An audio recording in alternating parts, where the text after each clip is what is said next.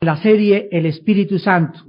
Y en esta mañana vamos a estudiar la actuación o la operación del Espíritu en los dos pactos, tanto en el Antiguo como en el Nuevo Testamento. En el Evangelio de San Mateo, capítulo 26, versículo 27 y 28, dice la Biblia que tomando la copa y habiendo dado gracias, les dio diciendo: bebed de ella todos, porque esto es mi sangre del nuevo pacto. Esto es mi sangre del nuevo pacto, que por vosotros es derramada para remisión de los pecados. Si nosotros abrimos nuestra Biblia, y toda la Biblia están divididas de esta manera, antes de iniciar Mateo, tenemos lo que se llama el Antiguo Testamento, y luego dice aquí una página, el Nuevo Testamento, y la primera página comienza con el Evangelio según San Mateo.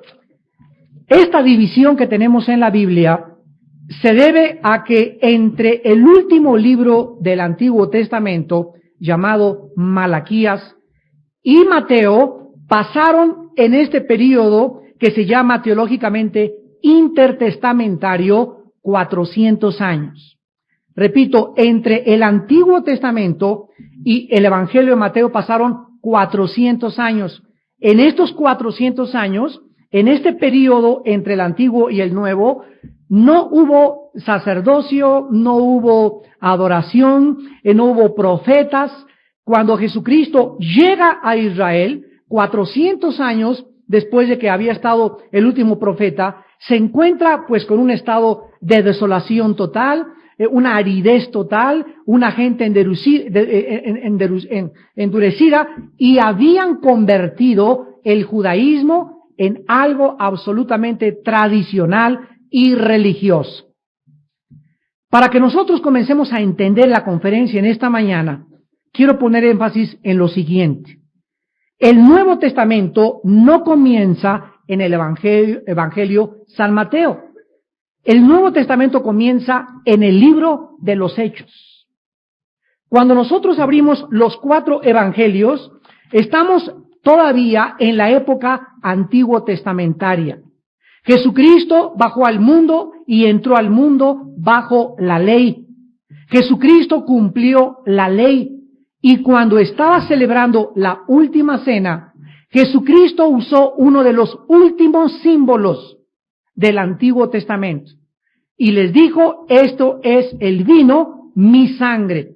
Todo el Antiguo Testamento fueron símbolos. Jesucristo usa uno de los últimos símbolos, el vino, esto es mi sangre. Todo el Antiguo Testamento fueron ilustraciones, fueron retratos de lo que sería el Nuevo Testamento. Muy bien. Tenemos que comprender la palabra testamento en primer lugar en esta mañana.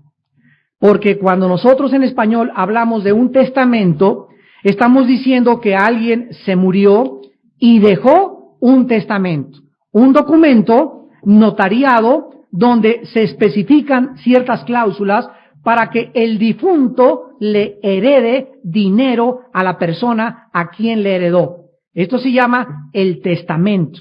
Entonces tú tienes el testamento de tu abuelo, de tu padre o de tu madre, sellado y notariado por alguien oficialmente, y vas a reclamarlo una vez que encuentras que te dejó una casa, que te dejó un coche, te pertenece legalmente establecido. La palabra testamento no se usaba en el original hebreo. La palabra testamento es la palabra hebrea pacto. Entonces, nosotros encontramos, por ejemplo, en inglés, the Old and the New Covenant. Así le llaman en inglés, que se traduce de una forma acertada como pacto. Entonces, vamos a cambiar nuestra mentalidad en esta mañana y vamos a comenzar a oír que cuando digamos el Antiguo Testamento es el antiguo, ¿qué? Pacto. El Nuevo Testamento es el nuevo pacto. Antes de la cruz de Cristo es todo el antiguo pacto. Hubo varios pactos, pero se considera el antiguo pacto bajo la ley.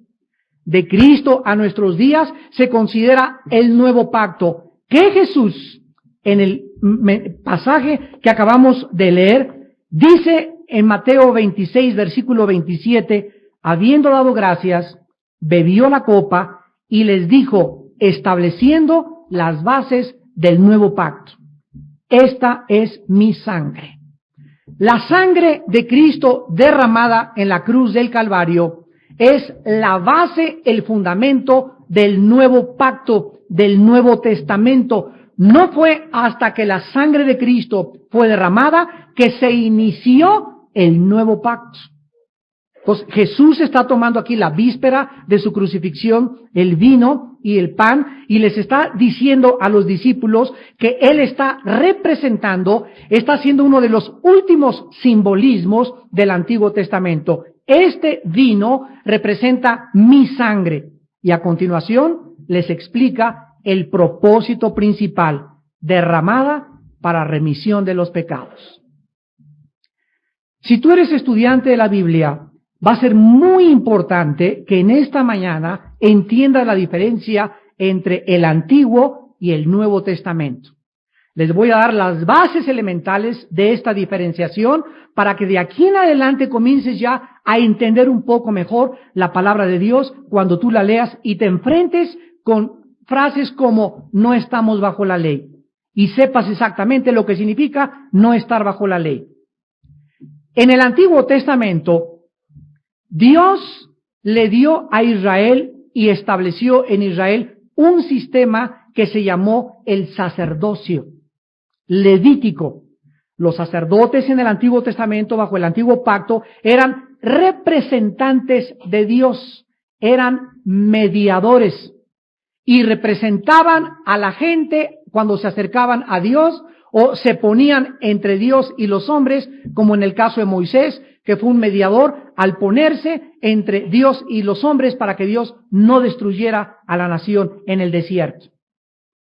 Estos sacerdotes en el Antiguo Testamento, que se les llamó mediadores, eran en el carácter de su sacerdocio deficientes, porque no podían representar de una forma adecuada, completa y total a Dios, porque no eran dioses. Entonces simplemente representaban a los hombres ante Dios, pero los traían a Dios y hasta ahí los dejaban. Y bajo el Antiguo Testamento, los pecados no fueron perdonados, fueron cubiertos. Les voy a dar un ejemplo. Aquí en mi camisa se me mancha con tinta. Entonces, aquí tengo la mancha de tinta y en ese momento me pongo el saco. ¿Qué ven ustedes? Nada, ¿verdad? ¿Por qué? Porque está cubierta. Pero si yo le hago así al saco, ahí está la mancha de tinta todavía en mi camisa. Está tapada, pero no está borrada.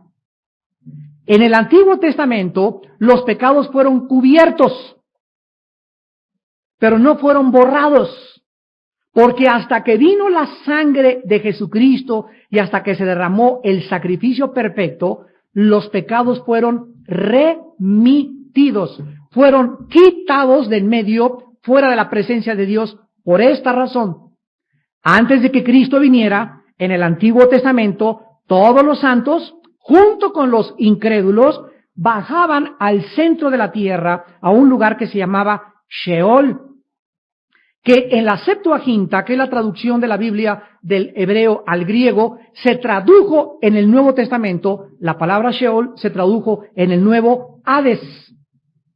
Es la transliteración de la palabra Sheol. En el Antiguo Testamento, los santos y los malos, los buenos y los malos, bajaban al centro de la tierra, al Sheol. Cristo nos abre más las cortinas y nos permite asomarnos a lo que había allá abajo en el Antiguo Testamento, donde no encontramos esta revelación en el Antiguo Testamento. Y Cristo nos enseña que en ese lugar llamado el Sheol habían dos divisiones separadas por una grande diferencia, por una grande barda o un grande abismo. Y una división abajo en el Sheol estaban los malos en un lugar llamado el Gena en griego, que se tradujo infierno. Y en este lado de aquí estaban los santos en un lugar que se llamaba el paraíso, que significa en el griego lugar de descanso, o también se le llama el seno de Abraham. Entonces, como los pecados habían sido cubiertos solamente, o les había sido imputado o puesto en su cuenta la justificación por la fe, Cristo cuando muere, baja al centro de la tierra, Mateo 12, tal como Jonás estuvo en el centro de la tierra 3 días y 3 noches, es necesario que el Hijo del Hombre esté en el centro de la tierra 3 días y 3 noches. En el libro de los Hechos se nos dice que el Hijo descendió al Hades y Dios no dejó que su cuerpo viera corrupción en el Hades.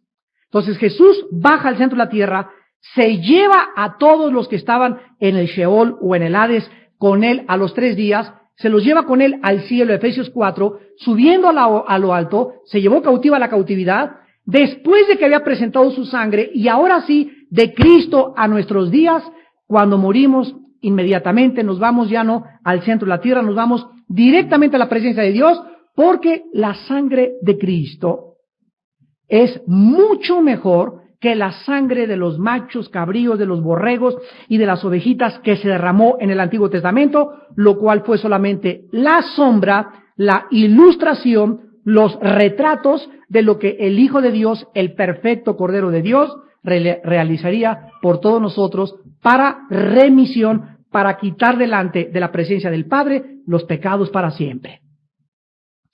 Veamos en el libro de los Hebreos capítulo 8, en primer lugar, en esta mañana. Hebreos capítulo 8. Versículo del 6 en adelante,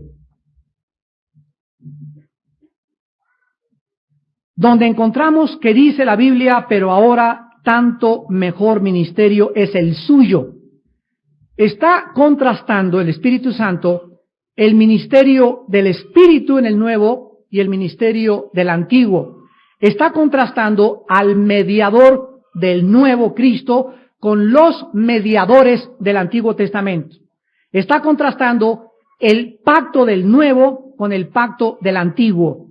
Ahora mejor ministerio es el suyo, cuanto es mediador de un mejor pacto. Nosotros que nos encontramos en el nuevo pacto, que hemos recibido un Nuevo Testamento, tenemos a un mediador perfecto. A un mediador que no puede ya después de él venir nadie y decirnos, voy a buscar a un hombre, o voy a buscar a un santo, o voy a buscar en alguna otra cosa, alguien que me lleve a Dios. Cristo es el mediador. Mediador es alguien que se pone entre dos partes para mediar o para reconciliarlas o para traerlas a la paz. Entonces, la cruz de Cristo es la mediación entre el cielo y la tierra. Cuando Jesús abría sus brazos en la cruz del Calvario, Él estaba interponiéndose entre Dios y nosotros. Dios me tenía que castigar. Dios tenía que descargar su ira contra mis pecados. Y Cristo se pone en medio de nosotros y le dice al Padre, a mí castígame en lugar de ellos.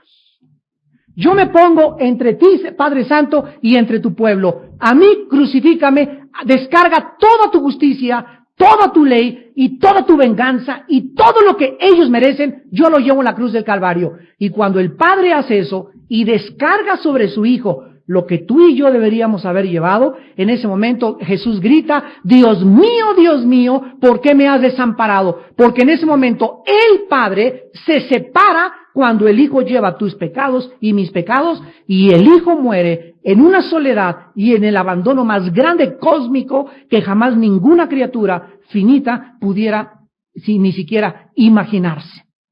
El justo muere por los injustos y el mediador ahora de la cruz en adelante es Jesucristo, el Hijo de Dios. Dice el versículo 6 que estamos leyendo que es un mediador de un mejor pacto. Escuchen, establecido sobre mejores promesas.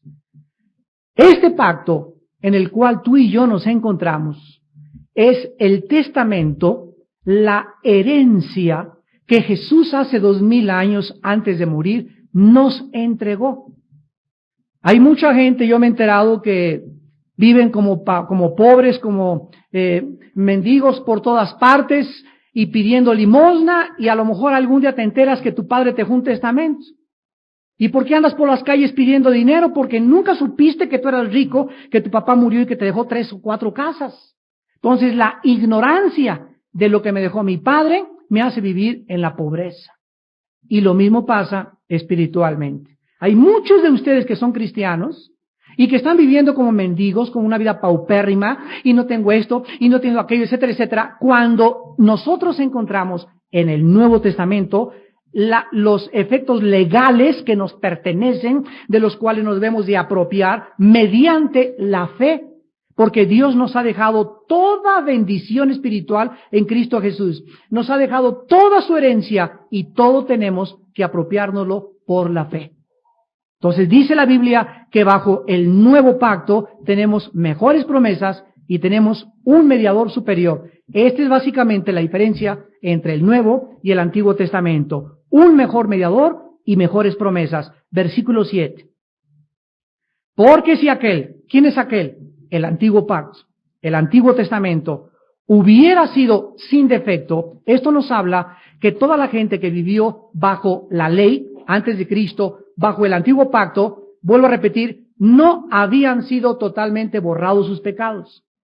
El sistema levítico, el sacerdocio, las peregrinaciones, los ritos, las liturgias, la religiosidad del Antiguo Pacto era solamente un retrato de lo que vendría a ser la esencia en Cristo. Entonces, ninguna religión, ninguna ceremonia litúrgica, ninguna peregrinación, nada de acuerdo a la Biblia podía hacernos a nosotros perfectos ante los ojos de Dios. Bajo el Antiguo Testamento, bajo la ley, se encuentran todas las religiones del mundo. Todas las religiones del mundo consisten en peregrinaciones, celebraciones, liturgias, ritos paganos que no pueden a ningún ser humano presentarlo, ni darle conciencia de paz, ni justificación de saberse seguros en las manos de un Dios que no demanda ya estas cosas, porque de Cristo a nuestros días todo este sistema fue radicalmente transformado. Versículo 7. Si hubiera sido sin defecto, ciertamente no se hubiera procurado lugar para el segundo. Si los ritos, si las peregrinaciones, si la religiosidad, si las celebraciones y liturgias de una religión me pudieran salvar, ¿para qué entonces abrió Cristo sus brazos en la cruz y dio su sangre para morir por mí? ¿Para qué? Dios mandó a su Hijo a desperdiciar su sangre, porque hubiera hecho Dios esto, hubiera quitado su cruz y nos hubiera dicho, sigan ¿con qué? Con ritos, sigan con peregrinaciones, sigan sacrificándome animales, sigan haciendo todas estas cosas y nos vemos arriba en el cielo. Pero todo este sistema litúrgico, religioso, ceremonial fue suspendido, fue abolido cuando Jesús murió en la cruz. Y esto es el mensaje que el Espíritu Santo tiene para ti en esta mañana. Tú tienes que entender esto, tienes que discernirlo espiritualmente, para que estés en una posición clara y adecuada de comprender la diferencia entre las religiones y el cristianismo. En la cruz del Calvario ya no hay ninguna otra cosa, porque si el Antiguo Testamento hubiera sido sin defecto, si bajo la religión, si bajo los ritos, si bajo el paganismo pudiéramos presentarnos ante Dios, dice el versículo 7, no se hubiera procurado lugar para el segundo. Pero resulta que viene Jesucristo, celebra la última cena en la víspera de su muerte y les dice a los discípulos, mi sangre que voy a derramar mañana a las 3 de la tarde en el monte Gólgota es lo que ratifica y el sello y la firma de que ustedes se encuentran ahora bajo una nueva dispensación, bajo una nueva economía, bajo una nueva administración, bajo una nueva era, la era del ministerio del Espíritu de Dios. Dios desde el cielo envió una señal física aquí abajo en la tierra que se iniciaba una nueva era. El velo del templo se rasgó a la mitad, no de abajo hacia arriba, de arriba hacia abajo. De abajo hacia arriba lo hubiera roto el hombre, de arriba hacia abajo lo rompió Dios. Se rompía de arriba hacia abajo porque era Dios quien rompía y rasgaba el antiguo pacto.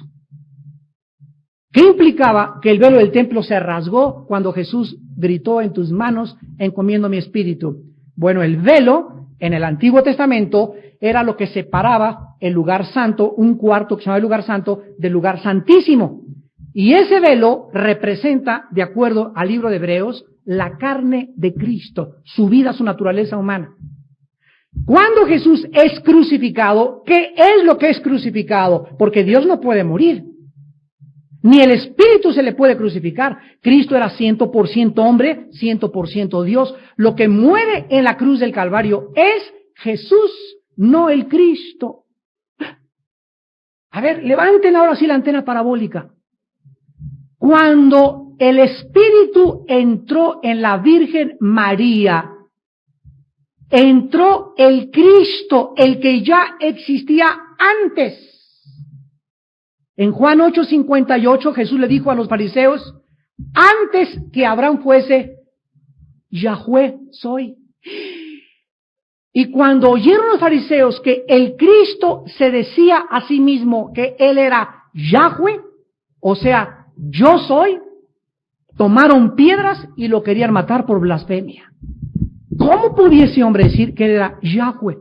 Es que cuando María fue cubierta por el Espíritu Santo y engendró a Jesús, porque antes no se llamaba Jesús, la palabra Yoshua, que es Josué en el Antiguo Testamento, es la que se le puso porque significa Salvador. Entonces, cuando el Espíritu entra en María, María da a luz a un niño físicamente, al niño, a la carne del niño, a la personalidad del niño, se le pone Jesús, pero él era el Cristo antes de que él viniera al mundo, porque él había sido, de acuerdo a Apocalipsis 13, el Cordero inmolado desde antes de la fundación del mundo.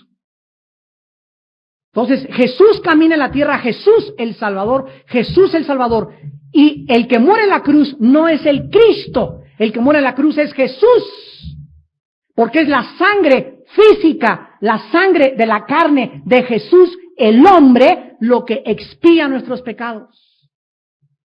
Cristo, después de que resucita, dice el libro de los Hechos, se le hace Cristo y Señor. Ya después de la resurrección. Entonces, esto es importantísimo que lo entendamos para poder separar, ¿verdad? Cristo era 100% hombre, 100% Dios, y en la cruz del Calvario tenía que representarnos, el mediador perfecto tenía que representar a Dios y a los hombres. En el Antiguo Testamento no eran dioses, representaban solo a los hombres, por lo que el Mesías, el Cordero de Dios, tenía que en la cruz ser Dios y ser hombre, porque fue a Dios a quien ofendimos y Él nos tenía que perdonar. Cuando Jesús dijo, perdónalos porque no saben lo que hacen, solo Dios puede perdonar pecados. Dice la Biblia, entonces, en Hebreos 8:7, que si el antiguo pacto, el antiguo régimen, la antigua época en la que vivía el judaísmo hubiera sido perfecto, no hubiera tenido caso procurar un nuevo pacto. Hubiera sido absolutamente un desperdicio. Ahora bien, muchos cristianos luchan con preguntas como estas. Si no estamos bajo la ley, ¿de qué me sirve leer el Antiguo Testamento? Si no estoy bajo la ley, ya no hay nada en la ley que se pueda aplicar de mí. Pero es que no se tiene una adecuada conceptualización, no se tiene de una forma clara una enseñanza de qué es la ley. Y quiero que en esta mañana apunten ustedes lo siguiente: la ley se dividía en 3 secciones. Cuando Dios le dio a Israel la ley, es como cuando hablamos nosotros, el Código Penal tiene 80 o 90 fracciones, etcétera, etcétera. Cuando hablamos de la Constitución, tiene muchas cláusulas, tiene muchos artículos. La ley es como la Biblia. La Biblia es un libro de 66 partes compuestas. Entonces, la ley se componía de 3 partes. La ley moral, la ley ceremonial y la ley civil. Dios le da a Israel 3 leyes, que las 3 en conjunto se dice la ley. En primer lugar, la ley moral, los 10 mandamientos, contemplados en el libro del Éxodo. Vean ustedes cómo Dios trata con los 3 componentes del ser humano. La ley moral expresaba a través de los 10 mandamientos la santidad de Dios. La ley moral expresaba a los seres humanos el carácter perfecto de Dios. La ley moral, los 10 mandamientos, nos revelaba a los seres humanos cuán pecadores, miserables somos ante los ojos de un Dios santo que al darnos la ley moral descubrimos que no hay nadie que haya cumplido los 10 mandamientos. Nadie los ha cumplido más que Jesucristo. Nadie, ni Moisés, ni Josué, ni la Madre Teresa. Nadie ha cumplido los 10 mandamientos ni los cumplirá. El perfecto hombre, Jesús, fue el que los cumplió. La ley moral. Número 2, la ley ceremonial. La ley ceremonial les enseñaba a los israelitas cómo acercarse a un Dios santo a través de un sistema de sacerdocio. La ley ceremonial se encuentra en el libro de Levítico. Sacrificios, ofrendas, oblaciones, peregrinaciones, etcétera, etcétera. Todas estas cosas nos hablaban del sacrificio perfecto de Jesucristo. El ceremonialismo, la liturgia, no puedes entrar, una mujer con menstruación no podía entrar al campamento, tenía que salirse, tenía que ser lavada, tenía que ser purificada, los varones tenían que ser circuncidados antes de tomar la Pascua, las celebraciones, fiestas, todo esto era ceremonialismo. Número 3, la ley civil. La ley civil les enseñaba cómo gobernarse civilmente. En otras palabras, en el Antiguo Testamento había 3 personas que representaban las 3 leyes. Los reyes, el gobierno civil. Los profetas, la ley ceremonial. Y los sacerdotes, los profetas, la ley moral, y los sacerdotes, la ley ceremonial. Profetas, reyes y sacerdotes, representando la ley civil, la ley moral, la ley ceremonial.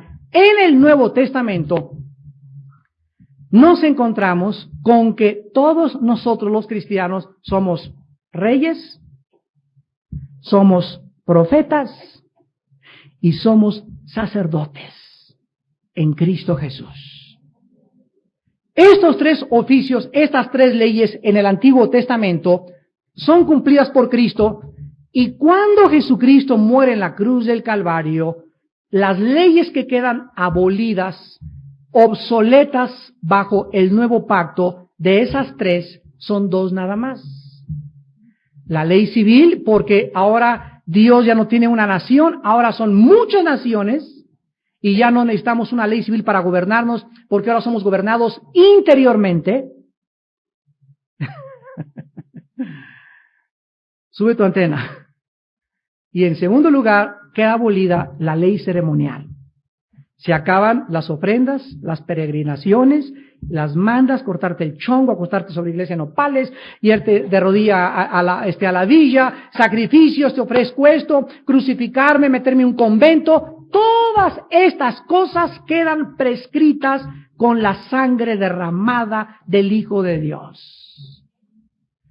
Las religiones que continúan con peregrinaciones, ceremonias, liturgias, diferentes ceremonialismos, etcétera, etcétera, se brincaron la cruz. Se la brincaron. Y han continuado ¿con qué cosa? Con la religiosidad, con la liturgia, con el ceremonialismo, de donde las religiones del mundo copiaron del judaísmo. Entonces, para las religiones, Cristo no murió una vez para siempre. Para ellos no necesitan mediadores, y hacen mediador a una persona, y le oran a un santo, y le oran a una virgen, etcétera, etcétera. Están buscando la forma de acercarse a Dios, cuando la Biblia nos revela y nos abre los ojos de que ya puedo acercarme sin nadie a Dios. No hay ningún ser humano a quien tenga que decirle, ore por mí a Diosito para que Diosito me escuche. Ay, Virgencita del Carmen, te pido que me hagas este milagrito, etcétera, etcétera. Porque 1 Timoteo 2 dice, no hay más que un solo mediador.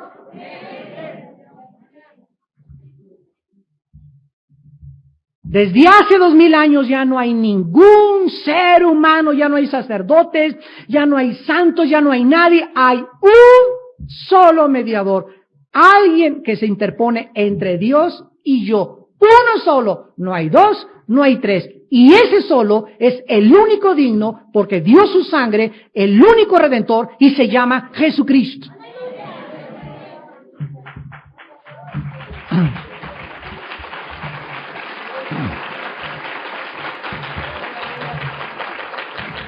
Ahora bien, cuando dice en Romanos 6:4 que ya no estamos bajo la ley, No significa ya que tampoco la ley moral tenga vigencia sobre nuestra vida, sino que ahora la ley moral, los 10 mandamientos, cuando yo recibo a Jesucristo en mi corazón como mi Señor y mi Salvador, en el Antiguo Testamento estaban escritos en una piedra, se le fueron entregados a Moisés. Moisés las rompió cuando bajó del Sinaí las piedras, porque se dio cuenta que el pueblo no podía cumplir lo que Dios demandaba. Se le dieron otro juego de piedras y se volvió a escribir la ley del Antiguo Testamento, la ley moral, los 10 mandamientos, en otras 2 tablas de piedra. Estas 2 tablas de piedra por ahí se guardaron y se metieron al lugar santísimo, a lo que se llamaba el arca. En el arca estaban los 10 mandamientos, estaba la vara de Aarón y estaba el maná, una copia del maná que cayó en el desierto. Ahora, en el Antiguo Testamento, los escribas copiaron y cada vez en cuando les leían a la gente por afuera: amarás a Dios sobre todas las cosas, santificarás las fiestas, no matarás, no fornicarás. Se les leían una vez al mes o 2 veces al mes los escribas la ley por afuera. Eso es bajo el Antiguo Testamento. En el Nuevo Testamento, esa ley moral que sigue vigente para nosotros fue escrita en nuestro corazón. Y ahora yo ya tengo a Cristo, y entonces Cristo anuncia y profetiza que los 10 mandamientos del antiguo pacto en el nuevo pacto son 2. En el antiguo 10, en el nuevo 2. ¿Qué está Cristo cambiando la ley? No, Él dijo en Mateo 5, he venido a cumplir la ley y ni una jota ni una tilde pasará hasta que todo esto tenga su cumplimiento. ¿Qué decía Cristo o qué quería decir cuando ahora son 2 y no son 10 bajo el nuevo pacto? Bueno, si vemos, los 10 mandamientos estaban divididos en 2. Los primeros 4 mandamientos estaban dedicados a Dios: amarás a Dios, no tendrás dioses ajenos, etcétera, etcétera. Y los otros 6 eran dirigidos hacia el prójimo: no robarás, no fornicarás, no codiciarás la mujer de tu prójimo. Era contra el prójimo. Jesús dice, los 10 mandamientos son resumidos en ama a Dios con todo tu corazón y a tu prójimo como a ti mismo. Bajo el nuevo pacto, yo ya no tengo que estar todos los días: ¿qué mandamiento violé? A ver, amé a Dios, no forniqué, no robé, no he hecho esto, no he hecho aquello. Ahora yo no tengo que preocuparme por estarlos oficial y legal y de una forma demandante cumplirlos. Bajo el nuevo pacto, yo tengo a Cristo en mi corazón y ahora mi obligación moral es, si realmente tengo al Espíritu Santo en mi vida, todos los días tener mi altar prendido. No dejar que se apague dentro de mí el altar que el Espíritu Santo prendió cuando recibí a Cristo. Pablo le dijo a Timoteo: aviva. ¿Qué es avivar? Échale, sóplale al comal. Aviva el fuego que hay dentro de ti. Si tú ves un comal en las marchantas, ¿verdad? Le hacen así y si dejan de soplar, se apagan los carbones. Dios prendió un fuego dentro de nosotros. Es nuestra responsabilidad, ya no es de Dios, es mi responsabilidad diario estar manteniendo la llama encendida, porque se apaga. 1 Tesalonicenses 5, no apaguéis al Espíritu Santo. Esa palabra apagar en el griego es extinguir o reducir su influencia y su poder dentro de mi vida. Yo me separo de la Biblia ya que soy cristiano, dejo de orar, me encuentro con amigos que no son cristianos, que es la perdición de un cristiano. Ay, esos amigos que no son cristianos y amigas que no son cristianas, que comienzas a salir con ellos, comienzan a chuparte y a jalarte y a imponerte sus ideas, a imponerte sus ideologías, a imponerte sus tradiciones y a imponerte sus costumbres, y acabas siendo seducido por los poderes de las tinieblas, y dentro de mí se comienza a extinguir el fuego del Espíritu Santo, y caigo, ya estoy diciendo groserías, y caigo, ya estoy fumando otra vez, y caigo otra vez en la fornicación, y ya estoy viendo películas no aptas. ¿Por qué? Porque dentro de mí no hay un poder para resistir el pecado. El poder viene de adentro hacia afuera, no de afuera hacia adentro. En el Nuevo Testamento, yo tengo que mantener mi comunión diaria con Dios, mantener el fuego diario. Señor, aquí estoy, Padre, lávame de estos pecados, pensamientos que tuve ahora con tu sangre. Todos los días aplico la sangre, todos los días la aplico en la mañana, en la tarde, las veces que peque con pensamiento, con obra. Mantener dentro de mí mi santidad, mantener el fuego prendido. Y si yo tengo esta relación con Dios bajo el Nuevo Testamento todos los días, amo a mi prójimo, cumplo los otros 6 mandamientos, porque no voy a transar a nadie, no voy a robar a nadie, no voy a verle la esposa a un amigo mío, no voy a querer las cosas que mi hermano tiene. ¿Por qué? Porque el amor de Dios, mi comunión con Él, me hacen ver a mi prójimo realmente como parte de mi persona. En la Biblia no se puede divorciar la relación con Dios vertical con la relación horizontal con los hombres. No se puede divorciar en la Biblia. El que ama a Dios lo comprueba aquí abajo, no teniendo rencor contra nadie. El que ama a Dios con todo su corazón y con toda su alma, no tiene amargura contra nadie aquí abajo en la tierra. Perdona 70 veces 7. ¿Por qué? Porque está recibiendo diario el poder sobrenatural de perdonar. Yo no puedo perdonar si no estoy conectado con Dios, porque el perdonar es algo sobrenatural. Nuestra idea de venganza y nuestro rencor es más fuerte que el amor que podamos tenerle a tu misma suegra.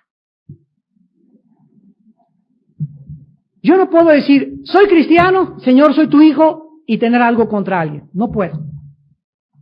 Porque el momento, por favor pongan atención, si yo tengo algo contra alguien aquí abajo, en ese momento se rompe la conexión con Dios. Y yo puedo venir, Señor, y todo esto, y mis oraciones comienzan a rebotar.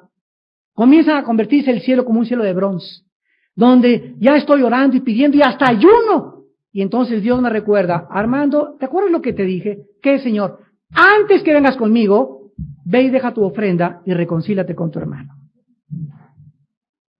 No vengas conmigo trayendo en tu corazón, porque no pises estos terrenos, quítate tus zapatos, porque estás pisando tierra santa. Cuando quieras pisar mis terrenos, cuando quieras venir a mí, recuerda, yo soy santo. Y si tú quieres venir y acercarte a mí y quieres tener mi dirección, quieres tener mi paz, mis bendiciones, mi prosperidad, mi fuerza, mi energía, mi poder, límpiate. Mientras no haya esta condición que está delineada como cláusula en el pacto, no podemos tener relación con Dios. Entonces, yo demuestro que amo a Dios amando a mi prójimo, y yo puedo amar a mi prójimo porque amo a Dios. Por eso dice Santiago, la fe sin las obras no es fe. No es cierto, eres un mentiroso, no eres un cristiano. La fe que tú tienes no es fe, porque si tú dices que tienes fe, tiene que ir a fuerza, no se puede desconectar las obras de la fe. La fe sin las obras es la fe de los demonios. Los demonios dicen que creen en Dios. ¿Tú crees en Dios? También los demonios creen. El diablo, acuérdate que no es ateo. Muy bien, entonces resumimos en esta mañana en 2 de Corintios capítulo 3, donde finalmente el apóstol Pablo nos delinea la clara diferencia entre el antiguo y el nuevo pacto. 2 de Corintios capítulo 3. Antes voy a aclarar esto para que ya no haya ninguna duda. En el antiguo pacto, Dios trató con una nación llamada Israel. Todo lo que se escribió fue para ellos y para los que entraran a ese pacto, que la señal era la circuncisión. Todos los que se circuncidaran en el Antiguo Testamento, aunque no fueran judíos étnicamente, podían ser sirios, egipcios o hasta mexicanos, entraban a formar la parte de Israel. Acuérdense que Abraham no era judío, Abraham era pariente de Saddam Hussein. Así es. Saddam Hussein tuvo tatarabuelo Abraham, porque Abraham era iraquí. Él fue sacado de Caldea, de donde es actualmente Irak, que se le llamó Babilonia en el Antiguo Testamento. Entonces el mismo Abraham no era judío. Cuando Moisés se casó con una negrita y se le echaron encima a sus hermanos, iban a saber, es que van a nacer hijos que no van a ser pura raza. Va a haber una mezcla de negrito con un blanco y casi lo crucifican al pobre Moisés cuando Dios lo había permitido. No entendían en el antiguo pacto que no era la forma externa, no era la descendencia, era la circuncisión del corazón. No solamente era el mero hecho de cumplir con los ritos de la religión, sino que era algo más profundo lo que Dios buscaba en los seres humanos. Entonces, cuando Cristo viene al mundo, ¿a quién se dirige Cristo? A los judíos. Él dice claramente, vengo a las ovejas de Israel. Entra a las sinagogas judías, llama a judíos a que lo sigan y funda la primera iglesia judía. Esta nación a la que le pertenecían las promesas del testamento, del pacto con Dios, cuando Cristo vio que a los suyos venía y los suyos le rechazaron, y las promesas eran para ellos del nuevo pacto en el cual nos encontramos nosotros, Jesucristo, antes de morir en Jerusalén, comenzó a llorar abundantemente. El Hijo de Dios comenzó a llorar y dijo estas palabras: Jerusalén, Jerusalén, que matas a los profetas, cuántas veces quise como la gallina a sus pollitos meterte debajo de las alas, pero tú no conociste el día de tu habitación. Desde este momento tu casa, la palabra casa es la casa de Israel, tu casa queda desolada. Entonces todo lo que Dios tenía para la nación de Israel les fue quitado a los judíos, y Dios se volvió a nosotros, y todas las promesas morales, las promesas para la nación de Israel dadas a Abraham, ahora yo como poseedor y beneficiario de este testamento que ahora me toca a mí porque se lo quitaron a otros hermanos míos que se portaron mal con mi papá, y ahora mi papá me da a mí el testamento, yo tengo que ir, y todo lo que era para mi hermano ahora es para mí por derecho legal. Gálatas 3, los que son y tienen la fe en Abraham son los verdaderamente judíos. Entonces ahora yo voy al Antiguo Testamento y busco las promesas que se le dio Dios a Abraham, que él iba a dar la tierra, que iba a haber descendencia, y ahora me doy cuenta que cuando tú te casas, tus hijos, cuando el matrimonio, Dios busca en un matrimonio semilla santa. Malaquías capítulo 2. Es lo que busca Dios en los matrimonios, que produzcamos semilla santa. Él busca en nosotros fruto.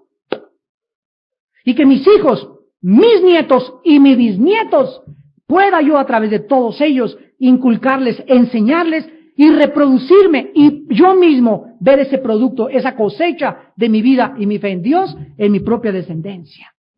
Si mi mamá fue idólatra, mi papá fue idólatra y yo no recibí la educación que necesitaba, yo no voy a criticar a mis padres, fueron ignorantes, pero yo sé una cosa, que ahora yo sé la verdad.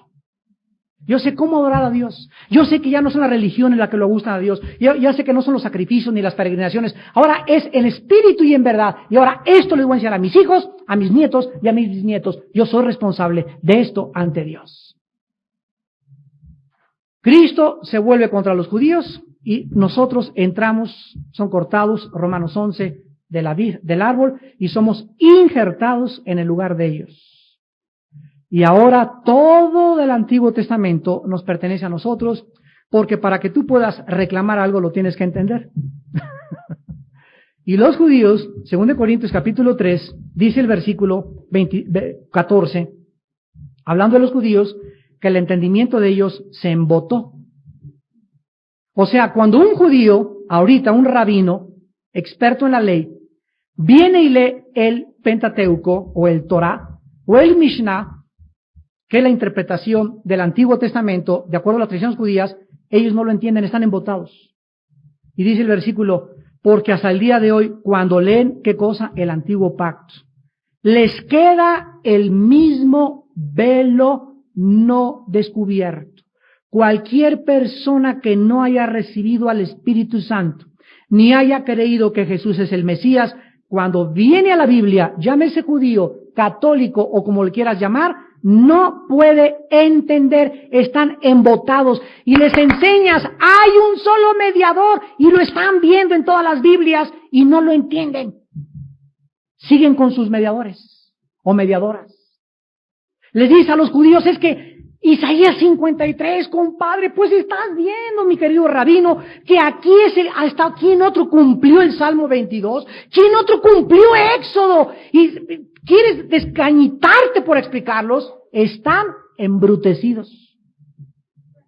¿Qué es lo que significa en griego? Embotados. No les entra. Como vino el que hizo la película de Ben-Hur, el general Wallace, es un hombre que en Inglaterra, un británico que dijo, voy a leer la Biblia para demostrar que tiene errores. A los 7 meses se convirtió y escribió la novela Ben-Hur.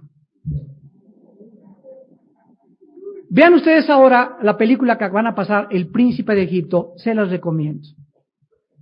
Miren quién está usando Dios. El autor de esta película es un hombre llamado Steven Spielberg, que es judío. Miren lo que está haciendo Dios en nuestros tiempos. De todas las producciones de Hollywood, violencia, asesinatos, sangre, etcétera, etcétera, Dios toma a una persona que pertenece a la nación escogida antes, a este productor judío, y este productor le manda llamar a un predicador que se llama Rabí Zacarías, cristiano mesiánico, él es de la India, para que lea el script del Príncipe de Egipto y pueda el Príncipe de Egipto, la película, ser basada totalmente en el libro del Éxodo. ¿Qué está haciendo Dios? Dios usa los instrumentos menos imaginables para nosotros. A los mismos inconversos los usa para su gloria. Entonces, si tú crees que Dios solamente te usa a ti porque eres santo y persinado, te equivocas. Dios usa los instrumentos de honra y tiene también instrumentos de deshonra. Y es lo que está haciendo Dios para ahora por todo el mundo volver a recordarnos que ese hombre, Moisés, es el tipo y el personaje, y recordarnos en la película todos los milagros que hizo con el desierto, volver otra vez a poner en las mentes del mundo entero que Él es Yahweh. Ese es su nombre. Dios es como Señor. Mi nombre, cuando alguien me dice, oiga, Señor, Señor, Señor, todos son señores, los varones. Pero cuando me dicen, Señor Armando, Armando es mi nombre. Entonces, el nombre de Dios no es Dios, el nombre de Dios es Yahweh. Dios es solamente un pronombre que define a una persona. Los budistas tienen Dios, los maometanos tienen Dios, los judíos tienen un Dios, los mormones tienen un Dios, y el hecho de que haya un Dios no habla quién es ese Dios. Ese Dios es yo soy el que soy. El que siempre soy y el que siempre estoy contigo. Nunca te dejaré, nunca te desampararé. Mi nombre es Yahweh, que se tradujo Jehová. Dice en 2 Corintios 3 que cuando se conviertan el velo se quita. Y comenzamos a entender el antiguo y el nuevo pacto. ¿Cuántos de ustedes en esta mañana, por no conocer, por la ignorancia que todos teníamos, viven todavía esclavizados a una religión? ¿Cuántos de ustedes son religiosos? Y les voy a decir quién es una persona religiosa. Una persona religiosa es la que de dentro hacia afuera, sea por afuera, cumple miércoles de ceniza, va el domingo a la iglesia, celebra la Navidad, da dinero a los pobres, etcétera, etcétera. Por afuera pretende, todo el mundo sabe qué buen religioso es don Juanito. Pero por dentro, don Juanito está podrido. Híjole, es un viejo lascivioso. Doña Panchita, que tiene hasta sus monjitas y hasta hace galletas en los monasterios, tiene un odio contra su exmarido. Esta es la persona religiosa, la que por afuera pretende y cumple ante los ojos de los hombres para ser aceptada por la sociedad. Pero Dios, el Dios omnipotente, ve lo que tenemos dentro. Ve nuestro corazón. Y Él sabe, y Él te puede decir en esta mañana, tú me amas de labios para afuera, pero aquí adentro tu corazón no está conmigo. No estás enamorado de mí, no me sirves, no amas estar conmigo en la palabra, no te limpias, tienes rencor, tienes odio, eres irritable, eres un celoso de primera, eres una celosa de primera, pero llegas a la iglesia y pones cara de la Madre Teresa. Ante tus amigos en Navidad, ahí en la oficina, ¿verdad? Pones cara de San Martín de Porres. Y das dinero al Opus Dei, y das dinero a esta causa, y tienes un asilo para niños, y hasta mandaste construir un convento. Pero ¿sabes una cosa? Yo, Jehová, escudriño la mente y el corazón. Y si tú lo que haces es para pretender, y no porque te nace, eres religioso. Cuando te conviertes, ahora te nace amar a Dios. Te nace perdonar. Te nace ser santo, amas cada vez la santidad, amas cada vez la comunión con Dios, tienes más seguridad en tu vida, tienes propósito, sabes a dónde vas, tienes seguridad, rodeado de problemas pero no angustiados, derribados mas no destruidos, perseguidos mas no demasiado desesperados, llevando siempre por todas partes la muerte de Jesús en nuestros cuerpos para que la vida de Jesús se manifieste a través de nuestra vida.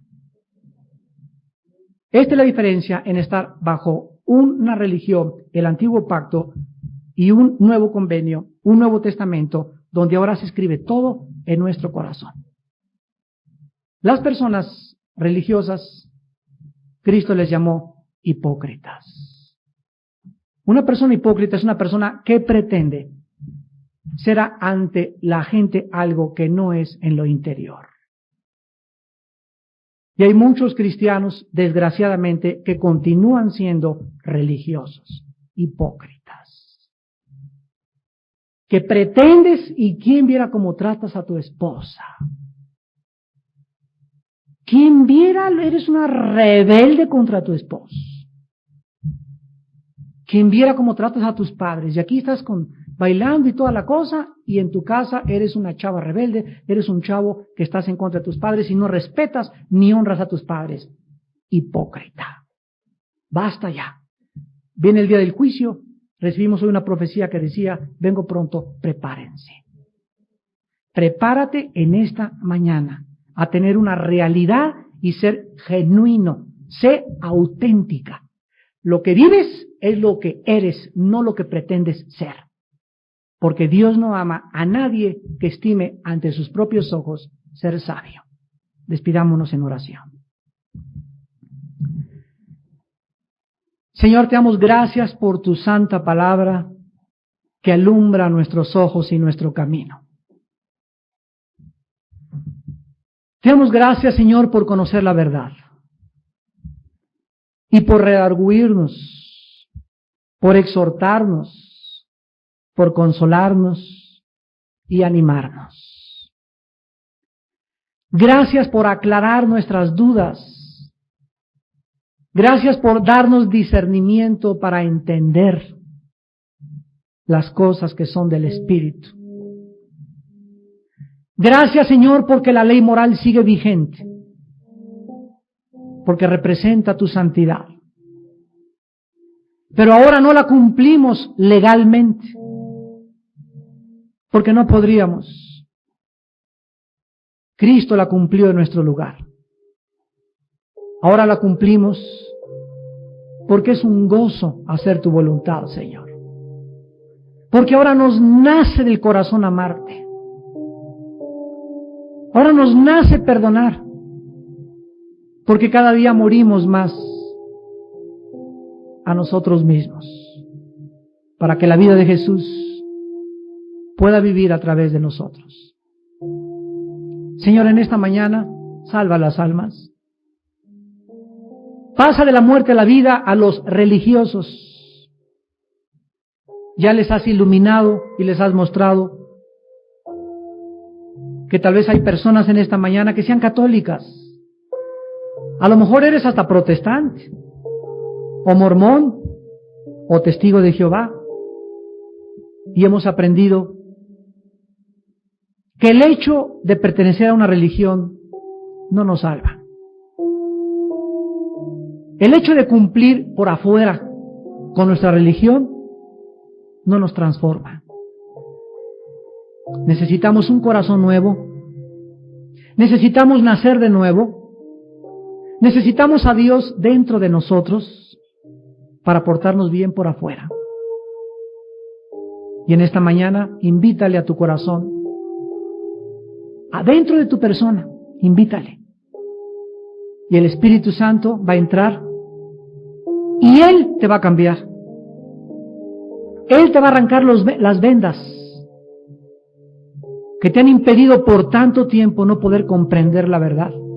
Él, el Espíritu de Dios, y la sangre de Cristo te va a limpiar de todo tu pasado, de todos tus pecados,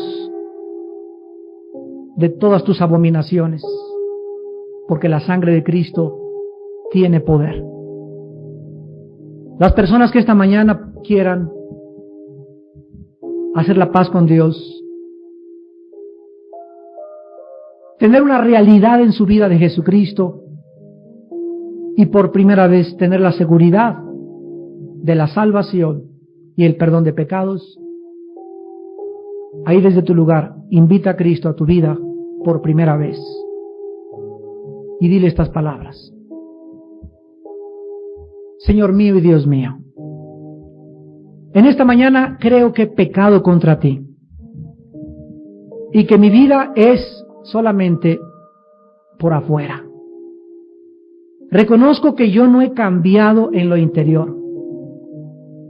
Mi religión no ha podido cambiarme en lo interior, porque ahora sé que te necesito a ti, que tú entres adentro de mi vida, en la persona del Espíritu Santo, y de dentro hacia afuera salga el amor y el perdón por los demás.